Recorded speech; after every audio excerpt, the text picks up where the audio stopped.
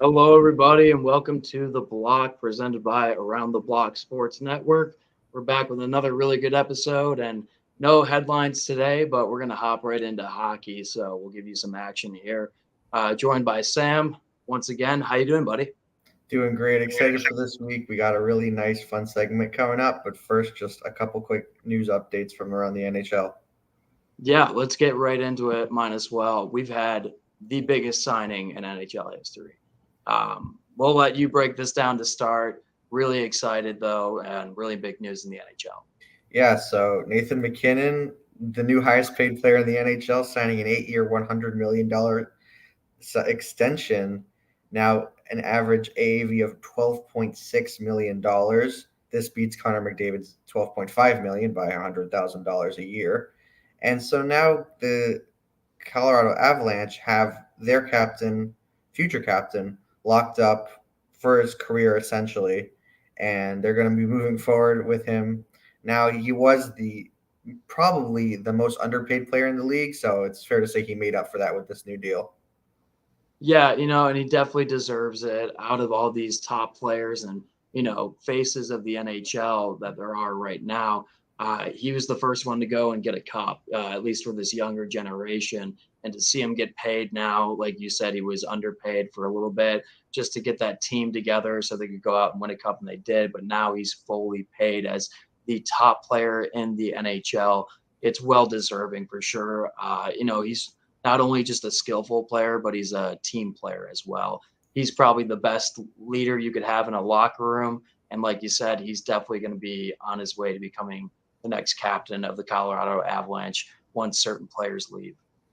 Yeah, this is interesting because with the Connor McDavid contract he signed a few years ago, that was almost a predictive contract, right? It wasn't based on his past performance. It's based on what they knew he could do. With this McKinnon contract, it's a little bit based on what they think he can do in the future, but it's also a little bit based on what happened in the past. He just won a cup for them. He was getting paid $6.3 million, which was nothing for a guy like Nathan McKinnon.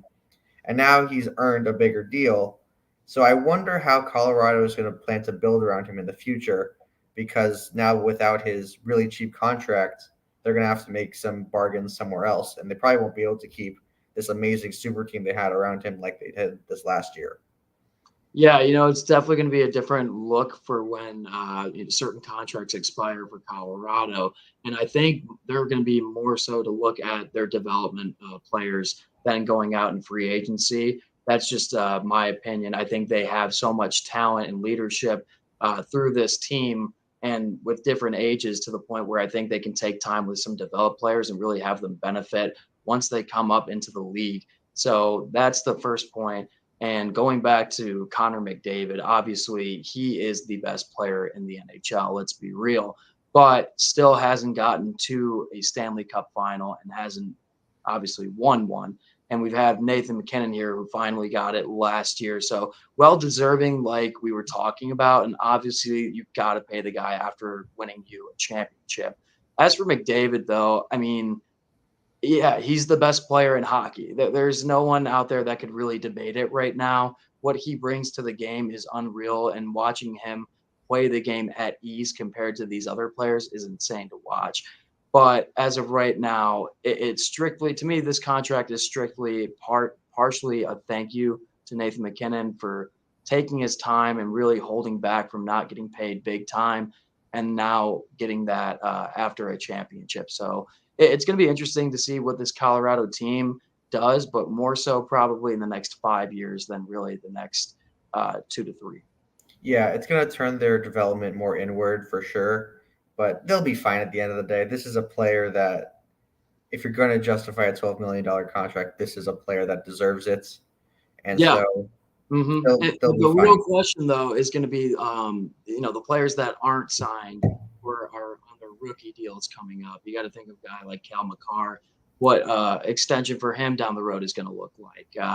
It's going to be crazy to try and. I think those are the two players you're going to want to keep on this team, just due to the talent that they have and how easy they make the game. I think down the road, obviously, they're going to be losing some older players. We saw that they didn't want to bring Nazem Kadri back, and I think that's just because of the direction that they're going forward. And I think they had this in the back of the mind that this deal was going to get done. So I think it's a really safe move for Colorado. Obviously, there's really no logic to say that this was a bad move by any means.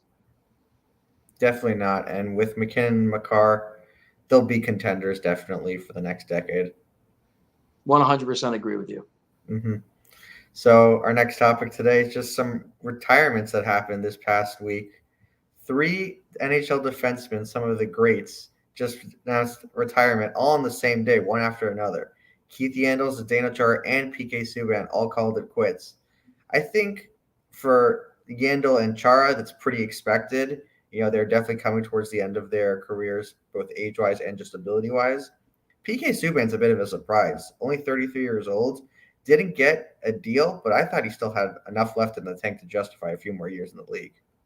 Yeah, I think he is a good player, and he is young enough to go out and produce a decent amount of points for an NHL team. At the end of the day, though, I think he really wants to be in broadcasting. He does such a good job covering hockey and making the sport entertaining, at least to a broadcasting perspective.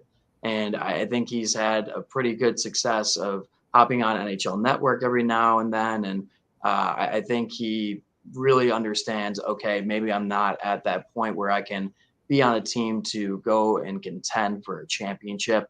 And at the end of the day, I think he'd rather just be in the booth. Not that he doesn't love the game anymore, but I think he just really wanted to be in a contending team. And I don't think anybody's really looking to bring PK on at this point in time. For the other guys, though, I mean, just they put so much into this game, and so happy to see them finally, take their time and think about it and be like, okay, I've done enough. And, both of these guys too, Keith Yandle and Zdeno, just tough guys. That was our last little bit of tough defensemen in the NHL. Not necessarily your superstar skill guys, where they're, breaking ankles out there and just having unbelievable shots. They're just more the grinding type players, which you love. Zdeno Chara, obviously a captain in his day. He was a big leader for that Boston Bruins locker room in his heyday. And then Keith Yandle, I mean, he was definitely a player you didn't like to play against. And at the end of the day, you got to respect that. Yeah, you mentioned it with PK Subban. He is perfect for the booth. I mean, absolutely just the most interesting guy you could possibly listen to. And as for the other two, I mean, Keith Yandle retires now with the Iron Man streak. He holds the record, 989 consecutive games for Keith Yandle. I remember one time in Florida, he got a puck to the face, lost 4 teeth, and continued to play the next day. So just the stuff he did to keep that Iron Man streak alive is really, really remarkable. And Zdeno Chara, I mean, this is last year. He was 44 years old. Shades of Tom Brady with his longevity. Yeah, you don't really see that too often anymore. I mean, you got to think about the other players that really got into their 40s playing into the league. Obviously, the one you can always think about is Jaromir Jagr. Just seeing him trying to chase some records here and there. But for Zdeno, I don't think there was really anything for him down the road. And I think it ultimately came to him and said, it's time. So really good career for all of these guys. And obviously we'd love to see PK back on the ice, but he's just too good in the booth. Absolutely. So Chara, definitely the best defenseman in the league from the mid 2000s to the early 2010s even. And Subban, arguably the best defenseman at one time, won a Norris Trophy. So those two are probably going to the Hall of Fame. Chara definitely, Subban I'd say probably. And Yandle retires with an NHL record within his hands. So good career for all of them. Yeah, definitely losing some characters in the league, but at the end of the day, all you can do is thank them for what they did. All right, let's move on to our main topic for today. That is the 2010s Ultimate Redraft. So we're taking every single player drafted in the 2010s decade and putting them all in one draft and just drafting it from the first pick to the 16th pick. That's the lottery now. And we're just going to go through and pick who we think we most want to start a franchise with. We have a list of players, and we're just going to go exchanging picks, talk a little bit, and just try and debate who got the best players and sort of just see how it works out. All righty. Well, who's going first? That's the big question. All right. So for the first pick in this draft, I mean, so many options, right? I think I'm just going to go with Connor McDavid, right? I mean, it's the Yeah, obvious pick for sure, but there's no real argument against it. He's the perfect player for the modern age. He makes everyone around him better. If I'm starting a team, that's the dude I want first overall. I know he hasn't won much yet, but you can't pass up on the talents. yeah, you hit it right on the money. Obviously, there are some really great players that are a little bit older as well, but you gotta you gotta get the right player who fits this new day and age of hockey and just how high speed it is, and just making it look easy too. That's the type of characteristic you want and the look you want for your team and your face of the franchise. So that's a good pick. Obviously, I'm going to go right back to the new big money man, and it's going to be Nathan McKinnon. I mean, this guy is just unbelievable. If Connor McDavid was not in the NHL, he would definitely be the face of the NHL, without a doubt, in my opinion. He's got an unbelievable shot. He's really good at staying balanced on his skates at any point in the game. He's able to get to the net at any angle as well. So I think he's just the top player outside of Connor McDavid. It's an easy choice for number two. Yeah, I think that's the right choice at Sue. Obviously, he just led his team to a cup, so it makes the most sense. Those are definitely the two best players in the league. And then for third, I think I'm going to go Austin Matthews. We talked about it a couple weeks ago, just how much Austin Matthews is different than these guys, because the first two guys here are pretty much playmakers, while Austin Matthews is a goal scorer. I mean, to score 60 goals in a year, that's a once a decade kind of skill. I mean, last guy was to get Stamkos in 2012. That's 10 years ago exactly. So Austin Matthews, I think, is such a rare breed at a center. So I'll take him third. Yeah, that's a really good pick there. Pretty big body too. Not that he uses it all the time, but Mhm. at this day and age, where how fast he moves and how much weight he's got on his body, it's pretty phenomenal to watch. And also, just getting that goal scorer mentality, where he can put up 40 to 50 goals easily a season. That's a huge, definitely complimentary pick to Connor McDavid if we were to do it that way. But obviously, we're just going to do a draft order. So it's a really good pick. It's easy for me to go, yeah, definitely Matthews number three there. Number four is a little difficult though, Now because it gets now a we're little getting to the point where we're really looking at players that are either on the same teams as the first three players that we've picked, and could they really be the next defined player to help another franchise out or be that good of a player by themselves. And I think there is one for sure that could do it itself if they were to go to a different team. And for me, that's going to be Leon Draisaitl. I mean, this guy is just a locomotive, in my opinion. He's got an easy shot, an easy approach to the game. He doesn't overthink it. He plays simple hockey, which I like compared to some of these other guys. Yes, there are some younger, talented guys who are more skillful. You could mention a guy like Mitch Marner or a guy like Sebastian Aho, but at the end of the day, I kind of want a guy who's going to be complementary to a guy like Matthews in the sense of can just play simple hockey, but also be successful at it. Just take the shots when needed to, even if he's going to be the man setting up anybody else. I think he's so good at it. I know he plays with Connor McDavid, and maybe that's the reason why he's so good and his stats have been up the past like 4 or 5 years. But at the end of the day, I think he could handle it on his own. He's a really good player. Yeah, after those first three, it's definitely start when it's debate starts to happen. So Leon Draisaitl, it makes sense right there. It's just he's never had his own team, right? He's never been the face of the franchise. That's the one thing with him that gives you just a little bit of pause because he puts up the points, he scores the goals, he does all the stuff defensively, everything you want from a center, but he's never been a 1C. So Yeah. it's interesting, right? I think it's a good pick, but it just gives just a little bit of question. I'll take size all day, though, at least the bulk Definitely. size of it, He's because you got really don't have that much in the game anymore. I mean, like I said, we could have gone with a Sebastian Aho or a Mitch Marner, and I think those guys are a little bit smaller in the sense of not having the thickness to them, maybe a little bit taller than Draisaitl, at least Sebastian Aho. But at the end of the day, I like the simple hockey mindset, and he always connects and finishes on his goals, assists, the way he looks at the play. To me, it's just so simple the way he plays the game compared to other people where they try so many different things. I'll take the Mhm. simple player at 4. So the first four picks have all been centers, and it makes sense. They're the engine of your team. They make players around them better.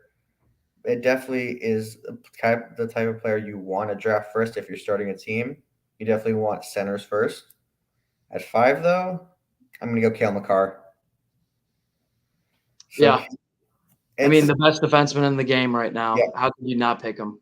it's a defenseman. Obviously, it's tough to start a team with a defenseman, right? But I mean, he's just so special. There's so few players that are like him, and I think at this point, you can definitely build a team around his skill set just because of what he creates offensively. I mean, what he can do taking the puck and then just shooting up the line. I mean, it's great game breaking for a lot of these dudes. So I think at 5, the first defenseman off the board is definitely Cale Makar. Got you. I mean, it can go either way with the next pick I'm going to do here. Uh, yes, he is the best defenseman in the league right now, without a doubt. And he brings that offensive talent. And at the end of the day, no one is going to judge his defensive decisions because he's phenomenal at that as well. So you're kind of getting a 2-for-1 player in the sense of defense and offense. So you could throw it up there definitely for 5. Mhm. Me, I'm gonna go with a winger here though on this one. Okay. I'm gonna go Matthew Tkachuk. Oh, Yeah, wow. listen, I'm gonna go on Matthew Tkachuk, Whoa. and here's why I'm going Matthew Tkachuk. It's for me right now where he is in his game and what he did last year, even with this super team in Calgary. I mean, lots of talent to deal with there. Obviously, Mhm. we'll see what he does with Florida, but this guy is nasty, and we don't see a lot of this anymore.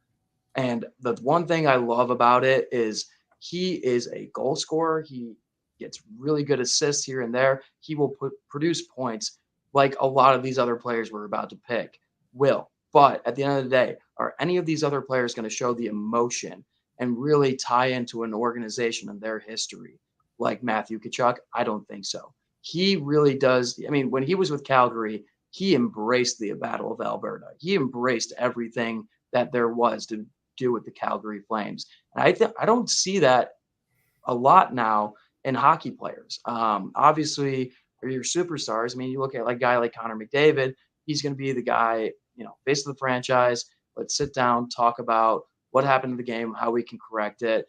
When Matthew Tkachuk, he's going to go out there and be like, "Listen, I'm ready and pumped to play these guys." And I think that's the type of guy you'd want in your locker room. So outside of like the skill portion, which I think he is one of the upcoming huge consistent talents in this league, I love the overall player more than a couple other of these players here. Yeah, definitely a shock to me, but when you think about it, it makes a lot of sense, right? He is a winger, which is something that we talked about, maybe something you save for later. But the way he obviously he's great defensively, he's a great goal scorer on his own. He doesn't need anyone to set him up. He's an offense onto himself. Those are all great characteristics. We talked about how centers make your team better. He kind of makes the other team worse in a sense because he gets under their skin. He drives them crazy. And that's sort of an interesting way to think about it because he's going to be a guy that whoever you're playing against, they're going to hate him and he's To going to me, drive I mean, them he's our modern day and age of Brad Marchand, crazy. realistically. Bigger too. And if I'm a team that's got this opportunity to pick a guy at this position at 6 here, I think you have to compared to going with another elite center in the league or maybe the next best defenseman or the best goalie in the league. I don't think it does you just because you're going to have, yes, okay, but next best center, all he does is score. All he does is win faceoffs. This Mhm. guy does everything. He does. Everything, and he does it well. He doesn't, like, master the goal scoring and does decent at the assists. He does it well all across the board. And with the attitude in this day and age, he is the perfect player in the sense of everybody's going to hate him. And that's going to bring a lot of emotion out of your locker room. And I think that's the best pick you can do right there. Love it. Absolutely love it. So for seventh overall, I'm gonna go with a goalie here, and I'm gonna pick Andre Vasilevsky. Might be a little bit early for a You see? goalie. I mean, you got to Here's put my something case. in front of that goalie for them to do well. Come on Here's now. my case. Goalies, I've thought of goalies for a lot of time like quarterbacks in the NFL. I always thought they were the backbone of your team. You draft them high and you need them to win. But as I've kind of grown older, I think they're more like running backs. It's more about the people in front of them. You kind of need a good system to take them. And really, you should, except for very few exceptions, you should not spend money to keep them. But Andre Vasilevsky is one of those few exceptions. And the reason I'm taking him now is because he's one of the few players left, I think, that can steal you a playoff series by himself.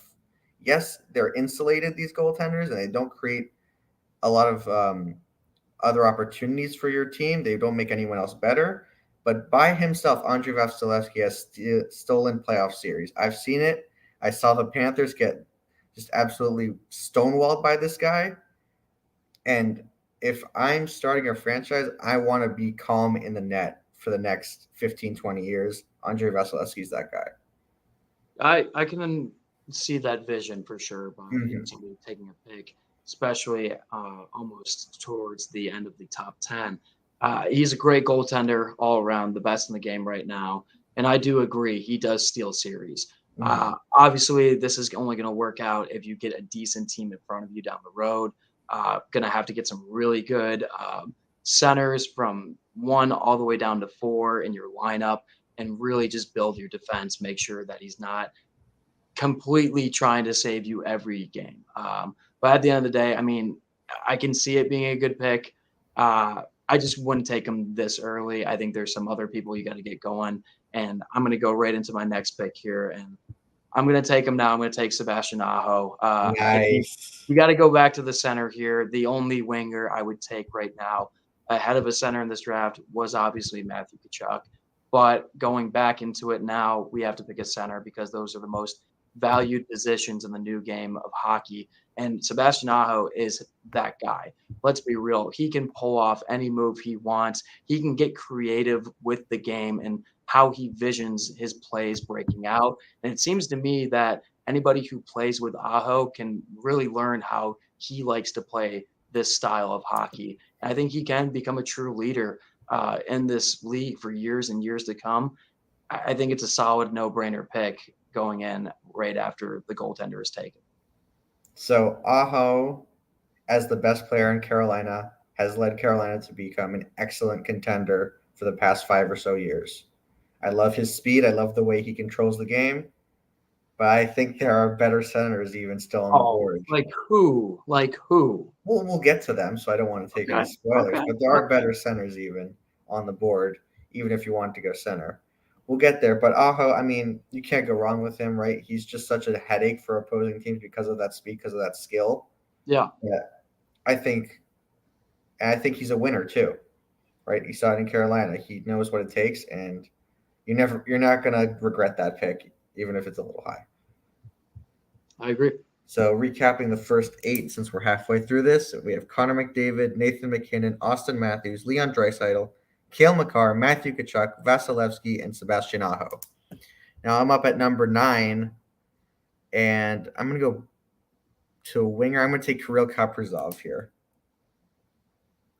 This one's a little bit of a shocker for me, but go ahead. Is that so? Okay, Yeah. so Kaprizov on the Minnesota Wild came over from Russia just a couple years ago and immediately began confusing opposing defenses. They just don't know how to react to this guy. He's just as skilled as they come, and he's an offense onto himself. We talked about Matthew Tkachuk being down the wing. Kaprizov's the same thing, just maybe with not as good defensive metrics. but he just drives play at such an elite level. I think that I can build a team around Kaprizov better than almost anyone because he himself will take just such a load off of his center and his other winger and his defense because he will be the one driving play. I love him. I think he's a franchise guy. I definitely agree that he's a franchise guy. At the end of the day, I think he, so far in his young NHL career, has proven that he has done he has done what it takes to get the recognition from the entire league of, hey, you know what, I can do this. I can be the top guy. I can slowly get myself into the conversation of contending to be the face of the NHL outside of Connor McDavid and Nathan McKinnon in the sense of how well he plays the offensive position. Um, Questions at defense from time to time. I don't know what I really don't know too much about what his locker room presence is like. I Hmm. don't know if he's that much of a physical guy. I mean, let's be real. At the end of the day, some of these guys we've already taken, um, you got to think McDavid gets physical sometimes. He'll lay the body if he needs to. I don't know if Kaprizov really has this, energy in him to take over and really dominate and not really be afraid of anybody in the league and take all this responsibility of leading a franchise going forward. I'm not going to say it's a horrible pick, but I think there are a couple other players I would take first before. All right. So, and this you guys are going to get upset with me because I'm going to be biased here, but I'm going to take a defenseman here, and I'm taking Rasmus Dahlin. Okay. And everybody's going to freak out and say that this is a horrible, horrible, horrible pick. This guy has so much skill, and he has now taken a true step in becoming a leader for a struggling franchise. And when he originally got to the NHL, he was in the worst place possible, the worst management, the worst team leadership, whatever it may be. And he's been through so many coaches. And last year, we finally got to see him unload a little bit. And it obviously wasn't a great season for him. But I think if we're going to be drafting for this upcoming season, Rasmus Dahlin is a easy top 15 pick. And the reason why I'm saying that is not only his offensive position, but just how well he plays defense too. He can really play any position at any time if needed to. Some people may not be able to see it, but the way he's so easily balanced on his skates, how he can create plays out of nothing. He's able to use all angles and edges of the ice to his advantage when other players don't know what he's about to do. He'll toe drag three people in a row if he wants to. But at the end of the day, too, I've personally seen him become a huge leader in a struggling franchise that is about to be turned around relatively soon. So mark my words there. You're going to see a lot of production come from Rasmus Dahlin. And I think at the end of the day, a lot of people forget about him just because of where he's been. People would bring up, okay, maybe Haskins a lot better stats wise. But if you look at how these guys play the game and who's around their team, yeah, some people benefit because they have better teams in general. If Rasmus Dahlin was on a successful team the past 4 years, he would easily be a top three defenseman in this league. So this is definitely a projection pick, a potential pick, because he has definitely the highest potential maybe of any defenseman except maybe Owen Power. I think with his body and his skill set, it makes a lot of sense what he can be. As you mentioned, there are better defensemen on the board, Heiskanen, Ekblad.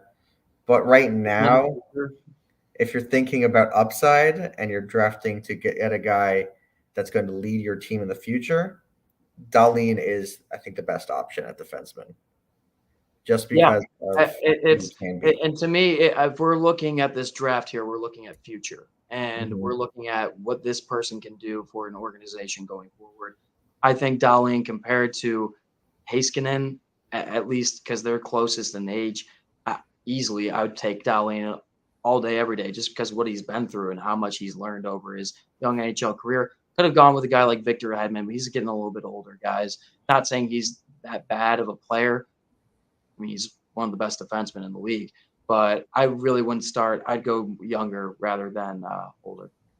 Definitely want the younger guy just because of what he can be. So number 11, I'm taking a guy that I'm very happy has fallen to me here. I'm taking Alexander Barkov. Not biased, right? Definitely not at 11 here. I think the guy here, the thing is with Barkov is he's probably a step below the big three of the centers, Matthews, McKinnon, and McDavid, but he does not have a weakness in his game, right? He's defensively he's responsible. He's an excellent faceoff guy, drives play on offense at such a high level, makes everyone around him better, can play make, can score goals. He's a perfect center in the modern league. And I think he's not as flashy as these other guys, but he's definitely as good at creating winning plays. We saw last year in Florida, Huberdeau got the points. Barkov was the best player on that team in Florida that put up 122 points. He was the best player, and I think at 11, you can't do much better at the center position. So I'm taking Barkov at pick 11. That's a good pick. Definitely, obviously, like we were talking about, want to get your centers done and out of the way. But I'm going to go with another defenseman for this pick here. Okay. I really liked how some people build just hard at defense first before they go for their offensive players, especially at this point in the draft too, because you really want to get defensemen don't come around, enough to get a lot of these good players easily. And for me, I'm taking a guy in Charlie McAvoy, a young guy. The reason why I like him is just once again the leadership. He's a guy who will use his body, plays phenomenal defense, PK, whatever you ask of him, he can do. And I think he's a really good voice. You see what he did for Team USA in his heyday. He was really good and phenomenal in the sense of being vocal for his teammates, a really good leader, but just a solid defenseman. And let's be real, at the end of the day, you don't need a fancy offensive skilled guy. You need to make sure you dominate and control your own blue line. And where does that start? It starts with your defense. So I'm going to take easily all day Charlie McAvoy of the Boston Bruins. It's a great pick. It was a guy I had my eye on. There's not a better defensive defenseman in this league, right? You want to plug him in. You want to forget about your defense. You take Charlie McAvoy, you put him anywhere. You want to be a team that gives up a few amount of goals. Charlie McAvoy's your guy. You forget about it. That's so rare in this league. And I think to take a guy that you're not going to score a lot of points with him as your guy, but you're not going to give up a lot of goals either. And that's really valuable. And I really like that pick at 12. So 13, I'm going with another winger here. I'm going Nikita Kucherov, the Tampa Bay Lightning winger here. Just a guy I think that, if not for injuries, could be considered one of the top 5 players in this league. And, you worry about the injuries definitely, and you worry about the defense. But what he provides on the offense is so special as a playmaking winger and as a guy who can just create offense and score goals at the rate he can score goals too. He's an offense unto himself, and there's not a lot of players like him. I mean, he put up 128 points a few years ago in 2018, I believe. And that's in an era where there was not a lot of 100-point guys, and he put up 128s. Tampa Bay, I think, goes with how Kucherov goes offensively, and he was, I think, one of the biggest reasons behind their cup wins. And for that reason, Kucherov. I think that's a great pick too. He's huge in the sense of just being that guy for Tampa, especially in the playoffs. And that's what you want, is somebody who's going to be successful in the playoffs. Obviously, you have to build a team good enough to get you into the playoffs during this draft, but he is just such a special player. And once again, the one thing I like about my picks that I've made so far is if they play simple hockey. Maybe there's, a little bit extra in the way that they skate and perform and choose to pinpoint their puck location. But to me, Kucherov makes it look easy. He's very fast at decision making too, which is what you want in a really good player taken, top 15 overall. So I would definitely take Nikita Kucherov. I think it's a really good pick. For me, I'm kind of in the air right now because I'm looking at these centers and I'm looking at wingers right now. And obviously you'd probably want to continue to go for a center. And there's a ton of wingers to pick from down the road here. Do I go Braden Point? Do I go Jack Hughes? I mean, there's a lot to deal with here because Point's getting a little bit up there in age. He's still a young cat, but there's obviously a baby in Jack Hughes coming up, and we don't really know what he can be for an Mm-hmm. organization. So that's a really good point to look at there. But for me, I'm going to go back and get another Boston Bruin. I'm going to go and select David Pastrnak. That's a really good pick. And the reason I'm going to take David Pastrnak is he is just an offensive cat in the sense of he is going to be able to produce a ton of points for you. He'll be able to make anybody on his line better, even though he's not playing the center position. That's a huge characteristic for a winger. I think he is one of the most elite wingers in this league. Obviously, he's played with a couple greats in Boston, but I can tell you right now, as soon as they're out and done in Boston, I think Pastrnak will produce at the same level he's been producing for years to come. Really big size body too, which I love to see in this new day and age of hockey. He does get physical. He's got that Boston characteristic to him already, and one of those guys you would hate to play just like a Matthew Tkachuk. Yeah, David Pastrnak was, I think, the guy I was going to pick next. He's part of that perfection line for a reason, right? We call it the perfection line because it has no weaknesses with Marchand and Bergeron. And he's a big part of that, right?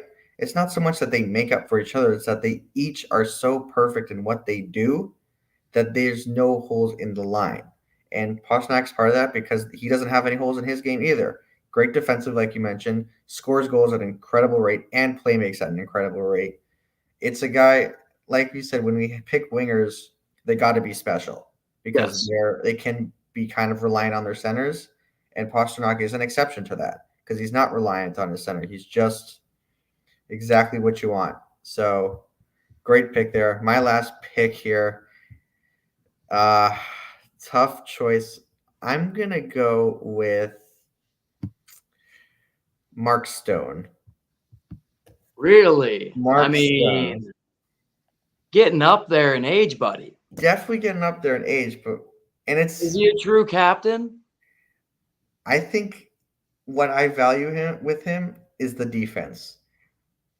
There's Yeah. not a, Yeah. No, I agree. there's not a winger in this league that plays the defense that Mark Stone does, and I think he just that is just so valuable to any team because of what he does on the defensive side. And there's other good players like I could have bet on Jack Hughes' future or bet on Aaron Ekblad, but I think with Mark Stone, he scores goals, he plays defense, which I love.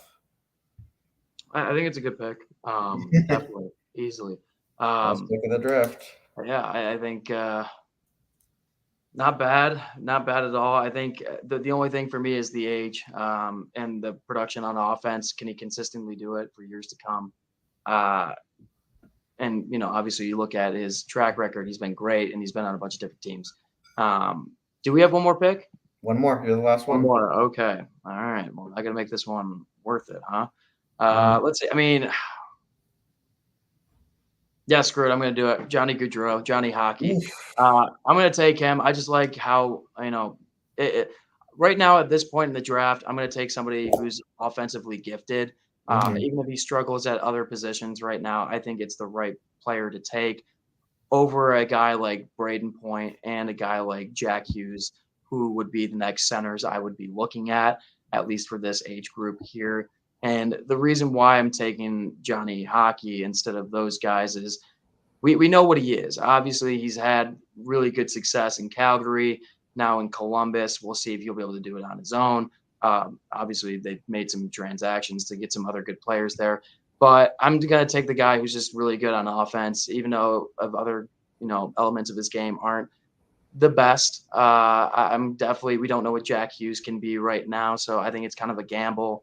I don't know where he is size wise right now to Braden Point. I don't know if he could take over a team, but Johnny Hockey, I think he's a big enough name, and he's been doing producing a lot offensively in this league for a long time. I think people look up to him, so I would definitely take him with this last pick here. Yeah, Johnny Goudreau, as good an offensive driver as we've seen. We worry about the size and the defense definitely with him, but I think it just comes with the territory, right? He's Yeah. what 5'8", but he's not big enough really to make an impact defensively, but he's still just so good that at that point in the draft it works out. Yeah. Absolutely. I think it's an easy pick too, especially once you get past the top 15. Then you just got to start looking at who is going to be dominant at their position. I mean, he And is dominant. at that point, it's easy money for me to go ahead and pick Johnny Hockey. Mm-hmm. All righty. Well, that kind of caps up our draft. I thought it was pretty good. I think we Yeah. did pretty well.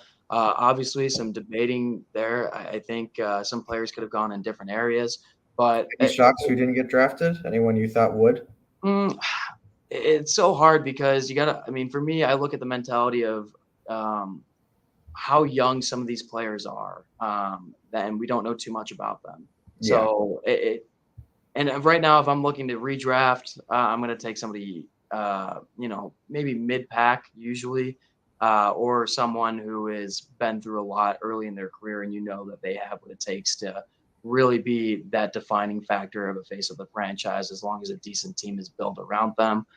I mean, it's so hard to think of some of these other players and really judge it. If we were to do another 16 picks, it might be different, but Maybe next week. maybe next week. Maybe we'll continue it from here. We'll record it and see what we come up with. What about you, though? Anybody in particular left Mika out? Rantanen, I think, was a guy that kind of slipped under. Really Obviously, really good leader. Obviously, a guy you want in your locker room. Has done his position well throughout his time of being in the NHL. I like the new day and age kids, though. definitely. It's to me that's the defining factor. All right. All right. Well, dude, thanks for joining Hockey Talk. I love it every single week. Maybe we'll do the next 16 picks next week, and it'll be a Sounds good. All right, man. Good seeing you. See ya. All right, guys. That was our hockey segment. I'm going to bring on our football team. We've got Tim, we've got Ben, and we've got Shane. What's going on, guys? What's going on? Another week of football. I feel there's gonna be a little bit of tension here based on there's gonna be some tension. Yeah. Little did Tim know I could see his name before hopping on here. Yeah. So, well, let's just say we've got a lot more games before we get to the main thing, which is called playoffs. Don't know if you know what that is, but obviously we'll have some discussions and get through it. Let's start off with our main topic of the week, and that's going to be NFL Week 3 recap. Had a lot of crazy games this week in the sense of really bad games to watch and some awesome games to watch. And we're going to break it down, and we've got some games that each of us have brought in and we want to talk about. So I'll start us off, and I'm going to bring up the Jaguars at Chargers. This was a huge game for me for both teams and where they're going forward as a team. First off, let's go to the Jaguars. They ultimately won 38-10. Huge win on the road against a really good Chargers team who has an explosive offense usually. Obviously, Justin Herbert was hurt the last game and played through. Really just wasn't as sharpest at all out there. But I'm looking at the Jags, and I'm looking at a Trevor Lawrence really just starting to develop as a quarterback. And I think a good portion of this has to come from their new head coach, Doug Peterson. I think he's an unbelievable coach. And the guys that they brought in, a lot of people thought, okay, they're just spending money to spend money. I think they actually did it right looking at the first couple games now. I think they have a really decent offense in the making. I think a lot more in the playbook will be unraveled as weeks come for the Jaguars, but also their defense looks good, guys. I mean, they're one of the top defenses in the league right now, statistically, and I think they're going to get better and better and better. They could be really looking at taking over their division and making a playoff appearance this year. As for the Chargers, I think this is a big disappointment of the game, even with Justin Herbert hurt. And the reason why is because of their defense that was hyped up this whole offseason. And what did they do? Absolutely nothing out there. So for me, at the end of the day, you can't lose in your home building to the Jaguars, right? Even with this new day and age of Jaguars coaching and management, I think it was a big loss for the Chargers. What do you guys think? I'm impressed. I mean, it's obviously we knew they were going to be better without Urban Meyer. We knew they were going to be better just with Doug Peterson, who was a Super Bowl winning coach. So I'm not too shocked, but I mean, I would have just loved to see this game with Herbert at 100%. And the Chargers, it seems like every year they just can't escape injuries. I mean, I think they had offensive line go down. They had defensive backs not playing yesterday. I mean, it's just, and they had Guyton, I think, also went down with the ACL injury. So it's just like, for them, I just feel bad for the Chargers because they can't seem to stay healthy. But for the Jags, I mean, they seem to be heading in the right direction. Trevor Lawrence finally seems to be proving that, he was the number one pick for a reason, and people were starting to doubt him. But I mean, I think the Jags are heading in the right direction, and they could win that division. So I don't know. I think for me, the biggest takeaway is, obviously the Jags have improved a lot from roster talent to head coach, which just firing Urban Meyer was an upgrade. So like that, only sort of counts. And I did have some reservations about Doug Peterson just because last time we saw him, his play calling kind of fell off and just wasn't really making decisions that made a whole lot of sense. And I think it was just kind of time for him to move on. So if he is re-energized and he is kind of taking the McCarthy approach of taking some time off, but actually come back good instead of just the same guy, hopefully that's what they get out of him long term. But you could tell that this offense has new life to it. And I think that ultimately they are going to be in the playoff hunt because this division just does not look very good right now. Like the Colts aren't living up to expectations. So that's a big takeaway. But I'm going to kind of echo what Ben said. The Chargers just can't get out of their own way. Like they just can't stop getting hurt. They can sign all the guys they want. They can make everything good. It just doesn't matter. They just get injured, and I just hope that we get to see a somewhat healthy Chargers team within this window with Justin Herbert. It's just starting to feel like the Phillip Rivers era all over again, right? Yeah, Every time they get a good roster, there'll be an injury or they'll be held back by a subpar coaching staff. And I think that's where I'm going here. I was a huge Brandon Staley guy last season. I thought he gave them such an edge with how deep he dived into analytics, how aggressive he was on fourth down, stealing possessions. And I guess he got bullied into not being that guy anymore because he missed that fourth down conversion in the last game of the 2021 season. But I mean, obviously I don't watch every snap of Charger games. You can't watch every snap of every team, but I did watch every snap when they were on the Thursday night game against Kansas City. And time again, where I'm like, there's no way in hell the Chargers model told them to punt here, and then they punted. And that's how you end up with 10 points against the Jaguars. Look, Jaguars have good players. I don't think that's a mistake. Trevor Lawrence is unbelievable. People were trying to quit on him after 17 games, but he's showing that, he is the prince that was promised, slowly but surely. And I get the Chargers were injured, but you got 40 put on you at home by the Jacksonville Jaguars. Like, don't get me wrong, this is a pro football team, and they're not the worst team in the league anymore. But 40 on you at home, I get Bosa was out. I get J.C. Jackson was out. You still got all pros on that defense with Derwin James and Khalil Mack. And really from the first quarter on, they just didn't put up a fight on defense. Asking Justin Herbert to go out there with injured ribs and will you to a victory it's just not fair to him. Yeah, and I'm going to just end it off here real quick. I think this is more of a game on the Jacksonville Jaguars defense, in my opinion. Even though Herbert's hurt, if you're good to go for these games, especially a guy with this talent, I would expect more than 10 points at your home building, guys. So I'm going to give credit to the Jaguars defense. And, at the end of the day, I think it was definitely a game to bring up. Let's get into the next game, though, which we're going to have is for Tim and Ben. So let's get into it. I would love to chime in on this, too, as well. I mean, Tim, you can take the lead if you'd like. You want to talk about a wacky football game? I mean, since week one, the Dolphins have been incapable of playing a regular football game. Honestly, since the midway point of last season, the Dolphins have been incapable of playing a regular football game. Both teams came in pretty banged up. Bills a lot more banged up than the Dolphins were, and then the Bills got more banged up throughout the game. Dolphins lost a couple guys too, including a very weird situation at quarterback. Teddy Bridgewater had to play 3 snaps, and I want all 3 of those snaps back. I never want to see him play quarterback again. Love Teddy, from the crib, great guy. Let's keep him on the bench where he belongs, please. But the Bills ran 100 plays almost, and it was odd. I get why they chose to do the dink and dunk ball control offense, protect that banged up secondary from Tyreek Hill and Jalen Waddle. But I honestly believe that was a mistake by Sean McDermott. I think the Bills would have had a better chance to win this game in a shootout because if you would have put the Dolphins offense on the field more, eventually Von Miller and Greg Rousseau were going to get home and disrupt this, vertical passing game a little bit, make the Dolphins be a little bit more patient and look a little bit like last year's offense where it was, we need to score on a 12-play drive. They really haven't done that too many times this year because they barely scored in the first half against Baltimore. And then after that, it was, bombs away.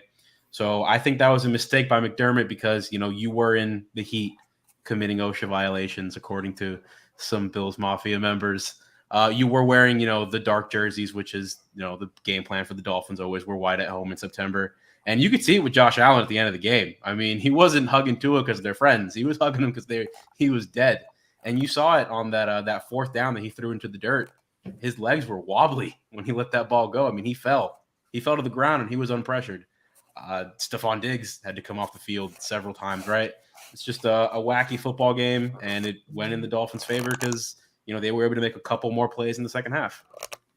Yeah, I mean, it really was the weirdest game. Like, each side, both Miami fans and Bills fans, probably felt every single emotion possible that game because it was just, like you thought, oh, the game's over. Then no, the game's still going. Oh, there's still a chance for both. Like, it was just back and forth, and it wasn't even like a high-scoring game, which everybody expected. Everybody had the over, and over didn't hit. It didn't even come close. So, I mean, it was a weird game. I think, yes, it was a mistake for the offense to be on the field that much because you could see how many players by the end of that game. I mean, there's a video of Isaiah McKenzie and Waddle swapping jerseys, and McKenzie's on the ground like dying.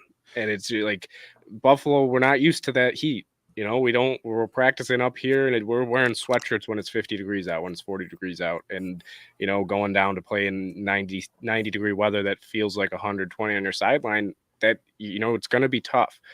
But it also comes down to, that's partly, I think, on the staff. You got to have them prepared. You got to know it's going to be hot out there. But when it comes to the actual game, I mean, Miami, Tua proved that he is their quarterback. He is going to be their quarterback for at least the next few years because I think Tua shows great anticipation on his throws so far this year, and he hasn't really done anything too bad to hurt them. I mean, I know a couple times, he won't run when he probably should, and he'll throw a ball that he probably shouldn't, but what quarterback doesn't? So I think Miami did prove something. They proved that, they're not going to be a team that you can, you're going to have to play them to your full strength. And, the Bills obviously had a lot of injuries in that. I mean, their whole starting secondary was out. When you have 8 offensive linemen playing 23 snaps or more, that's usually not a good sign. But I mean, it was one of the weird games. It was one of those games that I don't think you'll see a game like that in a long time. But, you got to give credit to Miami. They were the team that showed up that day, better prepared for whatever it is, weather, long game, it really was a long game. Because the other point that I want to bring up is everybody was saying, oh, we were calling timeouts when everybody was injured or dying for air on the ground because they were cramping in the middle of the game.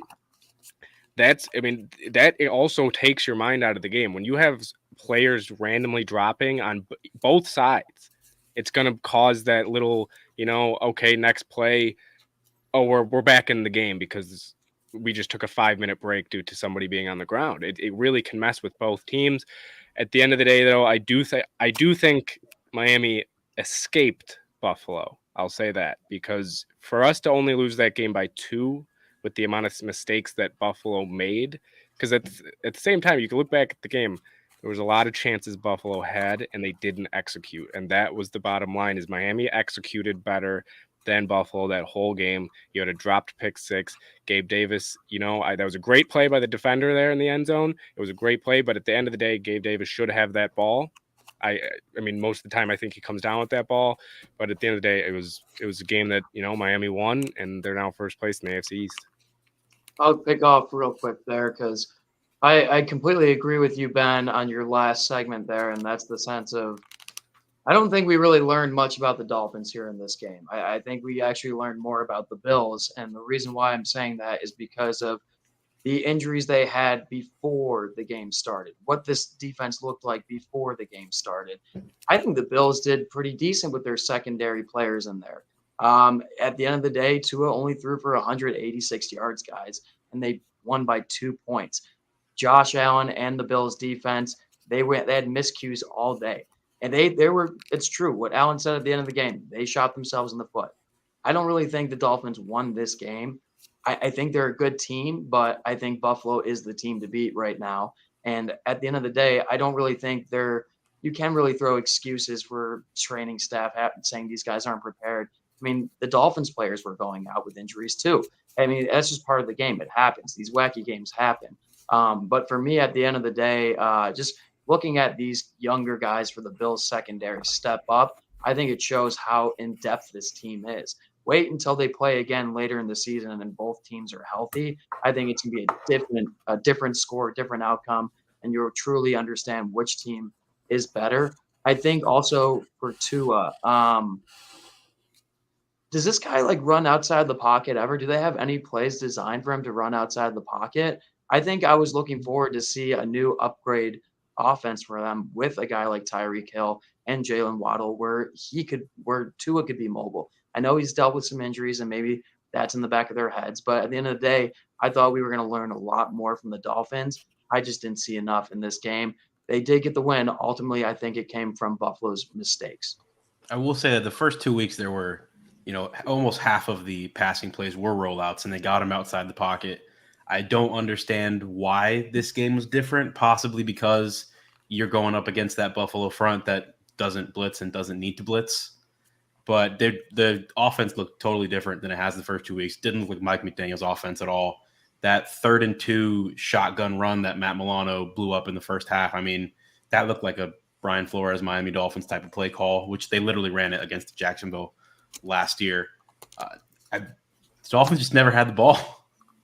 I mean, I think, and at the end of the day, I don't think that's an issue though for people who want to complain at the Bills and how they approach this game. I mean, yeah, you have a quarterback that has a huge arm. Why wouldn't you have him throw for 60 times and get 400 yards?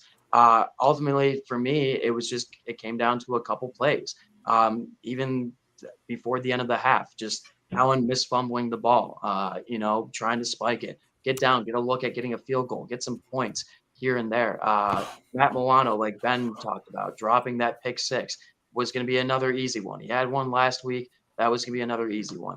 Gabe Davis dropping a ball. Other than that, I mean, let's be real, guys. If they had one more second, I mean, who says that Tyler Bass doesn't go down there and kick a game-winning field goal? I know he missed one earlier in the game, but he's one of the best kickers in the NFL. So this game could have easily gone the other way. We could have had another narrative. I still would have been like, well, what did we learn? I think we learned more about the Bills in this game and their depth at their secondary position. I don't think anyone should be saying the Dolphins are the better team because I don't think the Dolphins are the better team. Bills were my Super Bowl pick, and we talked about it 2 weeks ago. Regular season doesn't really matter for them. It's this very much Super Bowl or bust expectations for Buffalo.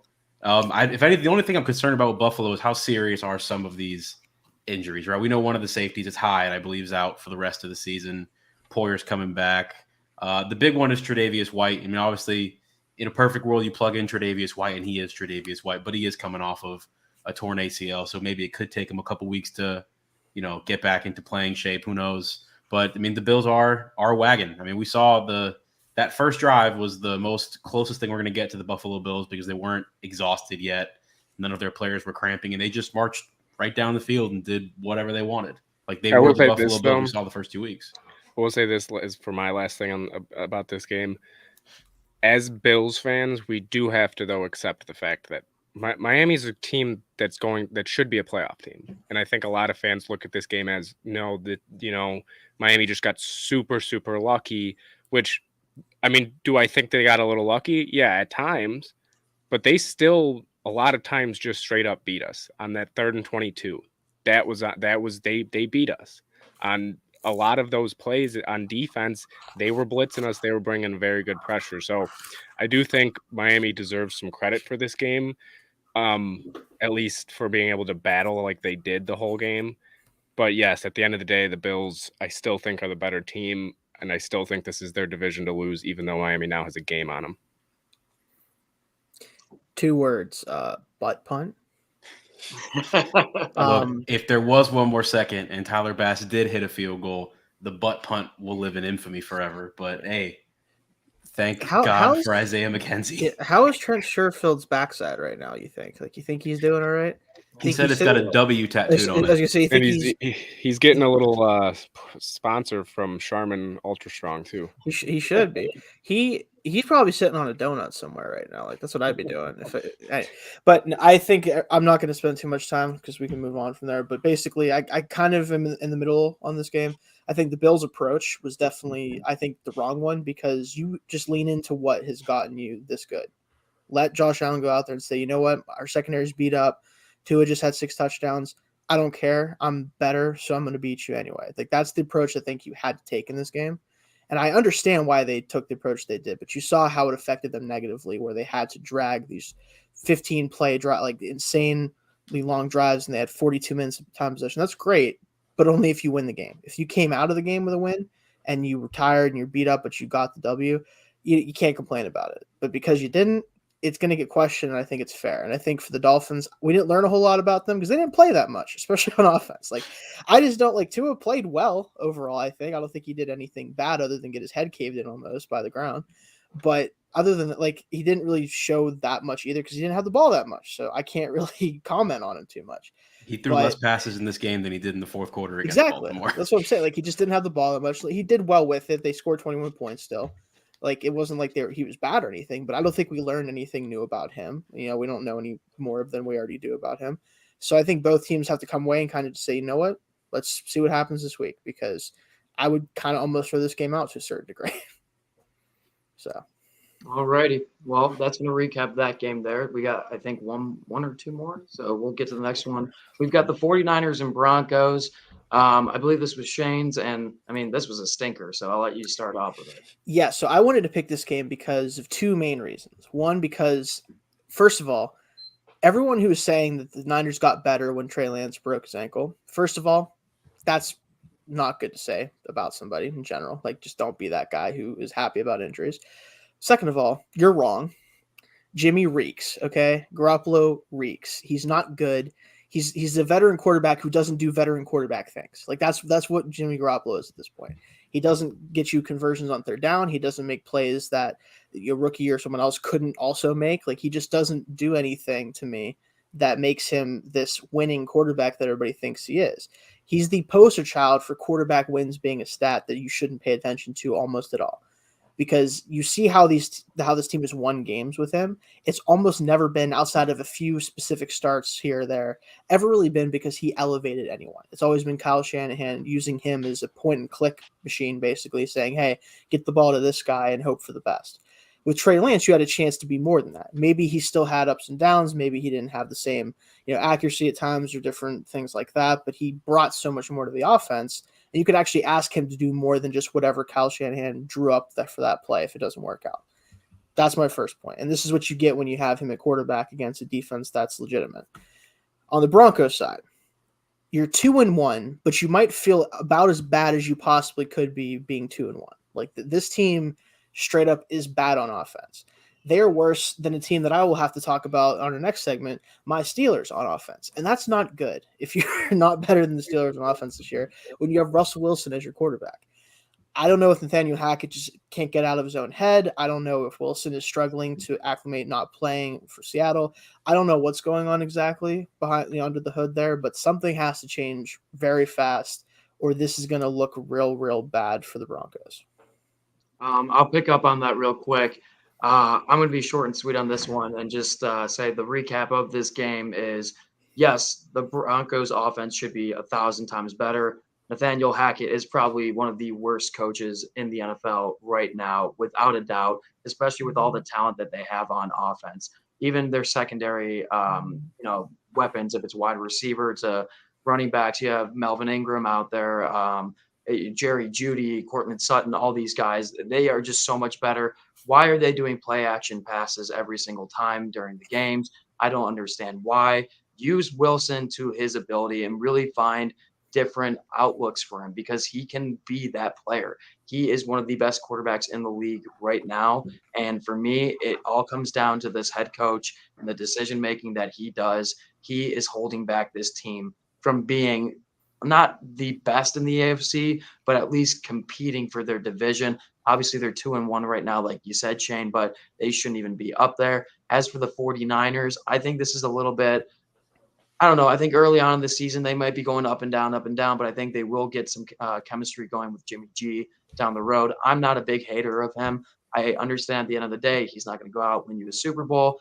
Yeah, he might get you a fluke season, get you into an NFC championship game and lose it. But at the end of the day, he knows that offense. And so that's why I think most Niner fans are kind of happy to see Jimmy G back, is because he knows that offense with Deebo Samuel, with Ayuk, with George Kittle. I think give them a couple more weeks and they'll be back to where they were before. As the great John Morant said, this game is poo. Yeah. And he was right. Excellent tweet by him. Yeah. There's a reason why the 49ers transitioned from Jimmy Garoppolo to Trey Lance. Now, based on what we kind of know, we don't really know. Kyle Shanahan wasn't a huge fan of that move. That was more front office motivated. They needed to get back to the rookie contract quarterback because the rest of the team, while Jimmy was getting paid about $28 million, continued to get worse on the field and in the coaching staff, right? Something happens when you keep winning, right? And you lose coaches. Mike McDaniel's in Miami. Mike LaFleur is with the Jets. Robert Saleh's with the Jets. There's Wes Welker has left to the Dolphins too. And their assistant coaches do a lot of scouting as well. So they lost a lot when their staff got poached multiple different times. And then on the roster, as you were paying Jimmy, you couldn't pay a lot of other guys. So DeForest Buckner goes to the Colts. You have to continue penny pinching at running back and wide receivers not named Deebo Samuel because you're starting rookie contract Brandon Ayuk. And then who else? Guys you're picking up off the street because you're paying George Kittle and Trent Williams, as you should, because they're fantastic players. But the rest of your offensive line from that Super Bowl season, Alex Mack is retired. Laken Tomlinson is with the Jets. Mike McGlinchey is not as good as he used to be. So the offensive line is not this machine that we think it once was. And then on defense, of course, we talked about Buckner. You know who was the number one corner on that Super Bowl team? Richard Sherman. He's with NBC or with Amazon now, I think. He was at NBC last year, I think. He was doing a lot of PFF stuff. So there's a reason they wanted to go to Trey Lance. It's A, because they wanted a more physically gifted quarterback, and B, because they needed a cheaper quarterback to sort of reload this roster. But then no one wanted to take Jimmy off their hands for the price they wanted. So that's how they find themselves in the situation they're in now.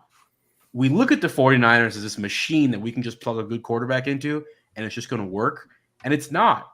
Like, they don't have a top 8 or 10 roster anymore. Like, they have a fine roster, and now they have an average to maybe a little bit below average, sometimes above average starting quarterback. They're an average football team right now. So their future is average, and they don't have their first round pick, unfortunately for them. And on the Broncos side, man, I might have been wrong about Nathaniel Hackett because that was my favorite non-Dolphins hire of the offseason, and he's lost. I do appreciate the humility to go out and say I am lost, so I'm going to hire someone to help me with game day decisions. But man, that's a bad look. That is a bad look because they entrusted you with what they believe is a Ferrari, because they believe that this offense, with an offensive line that looks really good most of the time, a receiving room they've poured a lot of draft assets in, a nice running back duo, and then a $500 million quarterback. They handed him a Ferrari, and it's looking like a Toyota Corolla right now. And their defense, I had questions about, and it looked pretty good last night. Hackett needs to really turn this around, or he could be on that 1 year and then you're out type of guy. Yeah, I'll just go quick about the Broncos. You guys pretty much, I just want to say it's a mess there. And I think, Matt, me and you as Bills fans knew as soon as we saw Nathaniel Hackett as a head coach, it was going to be a mess because when he was in Buffalo, it was a mess. And, it's showing exactly right now. But I also want to talk about Russell Wilson real quick. Again, you're getting paid this much money. You come over from Seattle. They give up all these picks. And now all of a sudden his former teammates are saying, oh, no, he was a coddled little baby who couldn't make mistakes and they let everything go. And now you're playing like this for the Broncos. I get Nathaniel Hackett might be bad, but if you're a Pro Bowl, Super Bowl, Hall of Fame quarterback like you are, Russell Wilson, you still shouldn't be putting up what you have been these first 3 weeks, especially because you have pretty good weapons around you. I think Sutton is pretty good. I think you got a good running back there with Williams. I think Jerry Jeudy can really make some plays. So I really want to see Russell Wilson also pick it up more, as much as I want to see Hackett become a better coach. So the Broncos, I would be worried if I was them, if I was a fan of them, because it's not looking so great right now, especially because of the fact that Hackett needs to hire somebody else to help him do his job.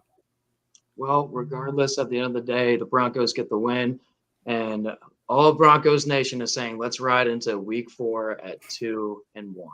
So let's get into our next little segment here. We've got NFL over/under reactions here, and we all got little segments we want to talk about and get y'all's opinion on if it's really an overreaction or an underreaction. I'm going to start off here. Are the Chiefs and Bills in trouble? Both 2-0 AFC favorites lose their first game of the regular season. Is this a big problem for both teams? Absolutely not. Let's be real, guys. We talked about the Bills for a little bit, so I won't get on them as much. Banged up defense. They're going to get back into their usual selves the next couple of weeks. Really, it's their beginning of the season schedule that is difficult, but after that, it really is a cakewalk for them. So they're nothing to worry there. For the Chiefs, yes, there is a little concern. Who outside of Travis Kelce is their weapon on offense? Also with Edwards-Helaire at their running back. But at the end of the day, it's Patrick Mahomes. He is capable of winning games when their team should not be in it whatsoever. And obviously, for a guy who's won a Super Bowl already, he knows what it takes to get to the playoffs and into the big game. And right now, the rest of their division looks pretty awful. So really no competition as of right now for the Chiefs. I think they'll both be fine. Yeah, I think it would be a total overreaction to say that either team is in trouble, especially. I think the Chiefs have a lot to figure out still offensively, and you could tell that there's some tension with the way that Mahomes and Bieniemy were talking going into half, and like they're just still trying to figure out what is the identity of this team outside of throwing the ball to Travis Kelce. And as good as that is, kind of on its own, they do need to figure out, what is the pecking order receivers? How do we want to attack different defenses? Because typically the Gus Bradley defense, the cover 3 defense that Mahomes just shredded his entire career, that's who he played against with the Colts. Like that's what happened, and he still couldn't put up points. And you could tell they don't have the weapons to attack that defense the way they had before. So instead of relying on what he's always relied on, he had to do something different. I think they'll still figure it out. And the Bills, we kind of already talked about it. This was a weird week for them. I don't put much stock into it, especially if they get healthier. They're still, in my opinion, the most complete team in the AFC. I mean, I think the only thing for the Bills would be injuries. You have to get healthy. If it continues for the next 4 weeks, that's the only thing with the Bills. Chiefs, I mean, really for me, it's just you got to figure out who you are. Like, not is it just who you are as a team, because it seems like they're a little lost right now with that. You see, like you said, you're seeing Mahomes and Bieniemy get into it. That's something you didn't see at all these past 3 years with the Chiefs. You didn't see anybody getting into it. It was all, oh, well, we got Patrick Mahomes, we got Tyreek Hill, we got Travis Kelce, we're good. Nothing's wrong here. But at the end of the day, I think both teams will be fine. I mean, we've seen Mahomes. He's an MVP. He's a Super Bowl winning quarterback. Andy Reid's a great coach. He knows how to get it together. And same with Buffalo. Sean McDermott's a good coach. You still have Josh Allen back there, and you're going to have guys returning. So I don't think either team's really in trouble. I think these teams are fine, guys. Look, the Bills lost an incredibly wacky road game to a team that's 3-0. Sure, the Chiefs lost to a team that hasn't looked very good, but they really lost because of special teams miscues and Chris Jones allegedly using abusive language towards Matt Ryan on a 4th down that kept the Colts drive alive. I mean, it's, again, 2 really wacky ways to lose a game. I think these teams are on a collision course to meet in the AFC Championship game. Alrighty, let's get into the next segment here, and we've got, should the Chargers fans be worried? Obviously, Justin Herbert was hurt, and I believe this is Shoop. Is this yours? No, I think it was Tim's, wasn't it? Oh, this is Tim's. All right, Tim, go ahead for it.